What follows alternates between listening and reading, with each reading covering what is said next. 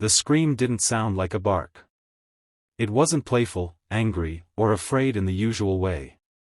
It was raw, sharp, and desperate, so desperate that it jolted Emma awake from a dead sleep at 2:17 a.m. Her heart slammed against her ribs as she sat up in bed, disoriented, the darkness pressing in on her from every side. From the living room came that sound again, higher this time, almost human in its urgency. "Rex," she whispered, already swinging her legs off the bed. The apartment was eerily quiet except for the hum that wasn't there. Emma froze. The soft whir of the router, the tiny blinking lights she never noticed but always relied on, gone. Her phone, still clutched in her hand, showed no signal. No Wi-Fi. No bars. Nothing. And Rex was screaming again. She rushed into the living room and found him standing rigid in front of the wall where the router was mounted. His fur stood on end, his chest heaving, his eyes fixed not on the device itself, but on the corner of the ceiling above it. He let out another piercing cry and then did something he had never done before. He rammed his body into the wall, hard. "Rex! Stop!" Emma grabbed his collar, her hands shaking. "You're going to hurt yourself."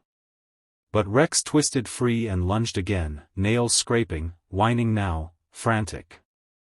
He looked back at her, eyes wide, pleading, as if begging her to understand something she couldn't see. Emma followed his gaze. At first, she noticed nothing. Just the faint shadow where the ceiling met the wall. Then she smelled it, something sharp and metallic, barely there but wrong. Her stomach tightened. Gas. Her mind raced. The old building had been renovated recently. New wiring. New internet lines drilled through the walls. And now the Wi-Fi was dead. Rex let out another scream and pressed his nose to the wall, then to the floor vent, coughing softly. "Oh my God," Emma whispered. She rushed to the kitchen and tried to turn on the lights. Nothing. Power was out too. Panic surged through her chest, but Rex was already moving, running back to her, then toward the front door, barking now in a rhythm she had heard only once before, during his training. Rex was a retired search and rescue dog. Before he was hers, he had been trained to detect leaks, structural weaknesses, things humans often missed. She had adopted him after his handler passed away, believing his days of saving lives were over. She had been wrong. Emma grabbed her phone and tried to call emergency services. No signal.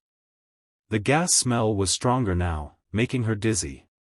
Rex nudged her hard, pushing her toward the door, then darted back to the living room and barked again, refusing to leave until she followed. "I'm coming," she gasped. She snatched her keys and yanked the door open. The hallway lights were out too. As she stepped into the corridor, Rex suddenly bolted back inside, barking furiously. "No, Rex," she cried. Then she heard it, a faint hiss from behind the wall, growing louder. Rex lunged at the router wall one last time, scratching and biting at the drywall, then turned and ran back to her, grabbing the hem of her pajama pants with his teeth and pulling with all his strength. The wall exploded. The blast wasn't loud, but it was violent. A burst of fire and dust tore through the living room, shattering the router, blackening the ceiling, and throwing Emma backward into the hallway. Her ears rang. Smoke poured out of the apartment like a living thing. Rex was already dragging her down the hall, coughing, his body low to the ground. Neighbors' doors flew open. Someone screamed. Someone else shouted to call for help. By the time the fire department arrived, Emma was sitting on the steps outside, wrapped in a blanket, shaking uncontrollably. Rex lay beside her, soot covering his golden fur, his chest rising and falling as he panted. A paramedic checked him carefully, then smiled.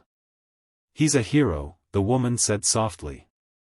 The fire chief approached Emma later, his expression grave. A gas line was punctured when the internet cable was installed. The Wi-Fi dying was the first sign something was wrong. If your dog hadn't reacted when he did, he shook his head. You wouldn't have made it out. Emma knelt and wrapped her arms around Rex, pressing her forehead to his. Tears streamed down her face, mixing with ash and relief. You knew, she whispered. You knew before any of us. Rex licked her cheek and let out a small, tired huff, as if to say it was nothing, just his job. In the days that followed, the story spread. People talked about the screaming dog, the dead Wi-Fi, the life saved in the middle of the night. But for Emma, the lesson was simpler and deeper. She had rescued Rex thinking she was giving him a quiet, safe ending. Instead, he reminded her that purpose doesn't disappear with time, that instincts and love can speak louder than alarms, and that sometimes, the most important warnings come in forms we don't expect, if we're willing to listen. Every night after that, when the router lights blinked steadily and the apartment was quiet, Emma would reach down and rest her hand on Rex's warm back.